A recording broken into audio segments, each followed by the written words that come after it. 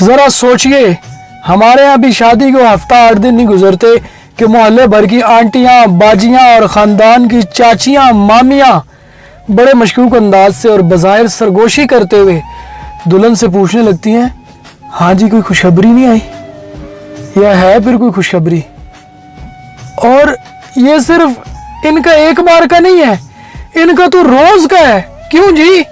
بس یہی ایک کام رہ گیا زندگی میں، اور کیا یہ سب اس کے اپنے بس میں ہے؟ خدا کا واسطہ ہے پلیز، کیوں وقت سے پہلے ذہنی دباؤ کا شکار کرتے ہو؟ کیوں کسی معصوم کی خوشیاں چھینتے ہو؟ جب بچہ پیدا ہوگا نا تو اس نے کوئی سلمانی ٹوپی نہیں پہنی ہوگی جو آپ کو دکھائی نہیں دے گا۔ اور ہاں سنو، اور جن کی اولاد شادی کے 4-5 سال بعد بھی نہیں ہوتی نا، جب ان سے ایسے سوال پوچھے جاتے ہیں کہ اب تو کوئی خوشخبری سنا دو، آپ کا یہ جملہ سننے والی کے دل کے آر پار ہو جاتا ہے۔ اور ہاں کچھ لوگ ہمدردیاں جتانے لگیں گے، مشورے دینے لگیں گے، او بھائی جس سے پوچھ رہے اس کو فکر نہیں ہے کیا؟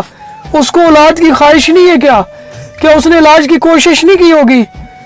نہ جانے کس طرح سے انہوں نے دل کو سمجھایا ہوگا، امیدیں دلا کر اپنے اندر کے شور کو دبایا ہوگا، خود ہی اپنے آپ کو دلاسے دیے ہوں گے، ذہن ہٹانے کے لیے زبردستی کوئی مصروفیت ڈھونڈی ہوگی، لیکن آپ کے اس احمقانہ بچکانہ حرکت نے اس کے سارے زخم پھر سے تازہ کر دیے۔ یہ میرے جڑے ہاتھ دیکھو، دوسروں کو سپیس دینا سیکھو، فالتو سوال اگنور کرنا سیکھو۔ آپ کے لیے تو شاید یہ معمولی سی بات ہوگی، لیکن دوسروں کو سکون سے رہنے دو۔